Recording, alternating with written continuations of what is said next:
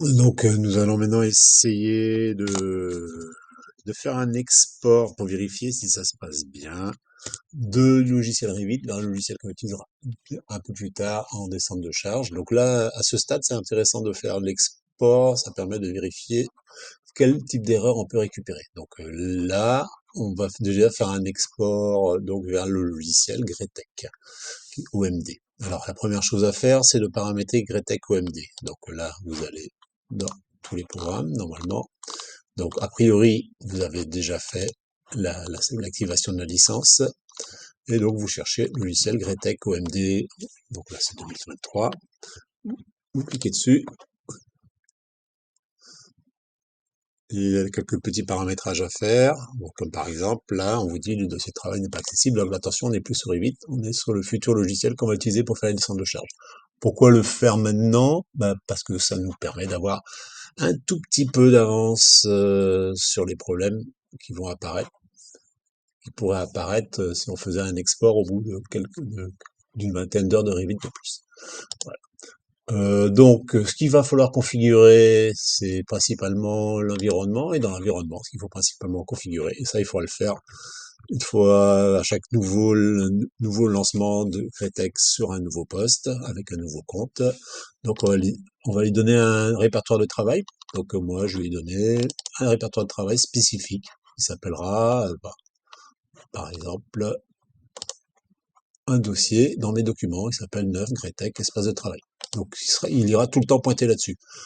Tant qu'on y est aussi, on va programmer, bon ça c'est pour les calculs de béton armé, on va utiliser des modules Arch pour le moment, on verra après, peut-être qu'on changera.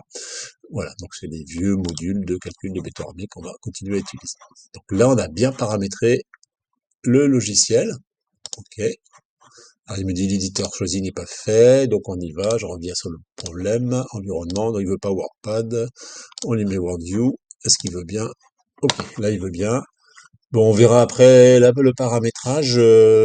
Alors, tant qu'on y est, là, on a démarré le boulot, hein. Alors, comment ça se gère l'espace de travail? Vous allez créer un nouveau dossier qui s'appellera BMH, voilà, dans lequel on travaillera sur tous les descentes de charge, fichiers de descente de charge automatiques. Donc, ils vont être là, placés là-dedans. Bon, là, je l'ai préparé. Je peux le fermer ou le laisser comme ça, réduit. Et là, tout simplement, je vais aller dans le Power Pack et je vais cliquer sur BIM Connect, export. Alors, l'onglet a disparu, voilà.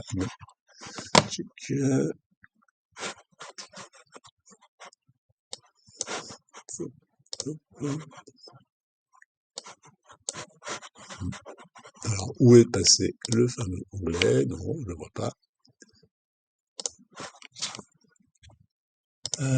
Non. Normalement, il y a une fenêtre qui s'ouvre, et ça y est, c'est ouverte. Alors, donc on va exporter sur le logiciel Arch. On va décocher les systèmes de charge propres. Là, vous n'êtes pas obligé de changer, hein. On est sur les autres formats. Je pense pas que ça change grand-chose. Donc, on va exporter en format Gretec BIM. On fait OK. Il exporte.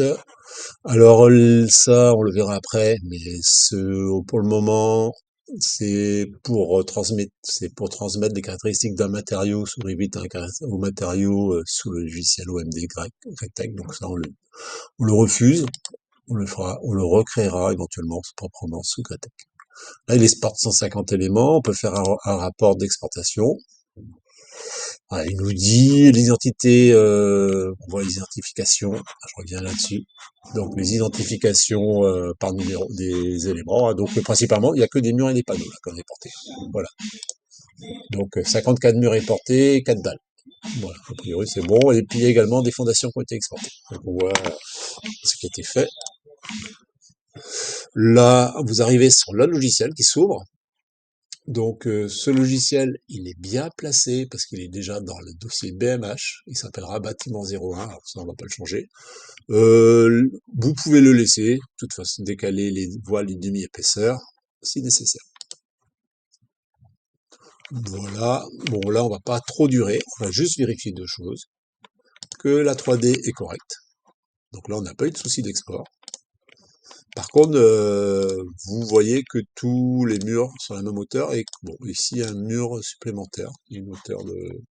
Vous avez un étage de 0,56, c'est en bas là, un étage de rez-de-chaussée de 2,71, un niveau qui fait 4,15 m, c'est un peu gênant, et puis un dernier niveau qui fait 1,17 m. Donc vous voyez, il y a eu des surprises quand même au niveau des hauteurs, parce que normalement, le niveau n'est pas censé faire 4,15 m.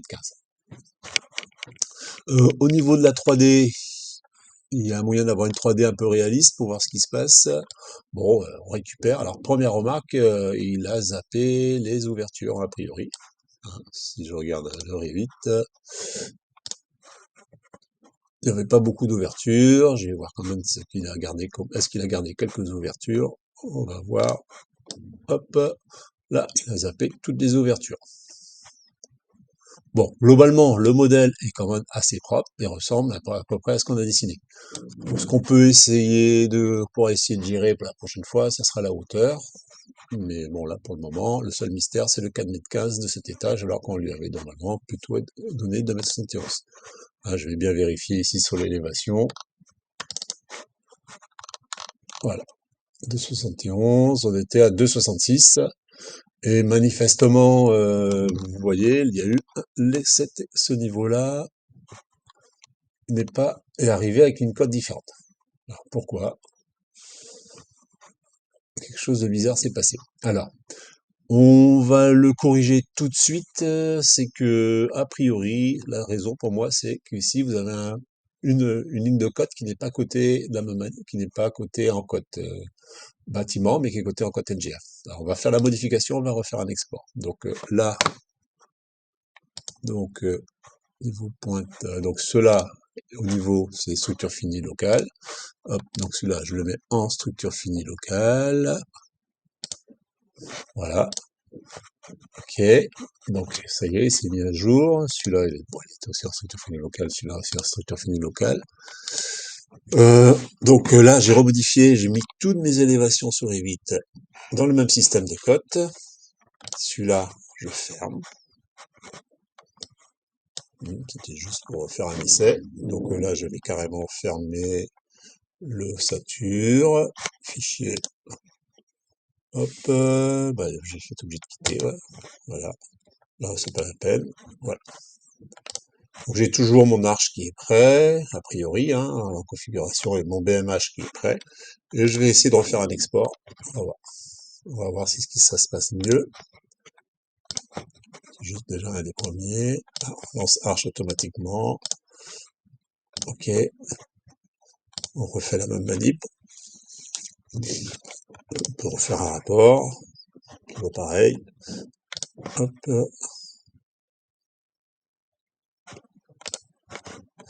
On dit oui. On regarde un peu la 3D pour voir si ça s'est mieux passé. Hop. Je regarde les niveaux, 56, 271, 266, voilà. Vous voyez, on a respecté, bon, c'est un des pièges de l'export de Revit vers H, on a respecté les hauteurs d'étage, donc elles étaient données. Ce jeu à la 3D, c'est bon. Alors ça nous permet juste de dire que actuellement la manière dont on a commencé à travailler sur Revit est suffisamment ordonnée et claire pour qu'on puisse exporter vers un logiciel de descente de charge après. Donc on va pour le moment, on va maintenant s'occuper de la suite, qui va être plutôt la partie définition de la structure, mais sur Revit, sous forme de document.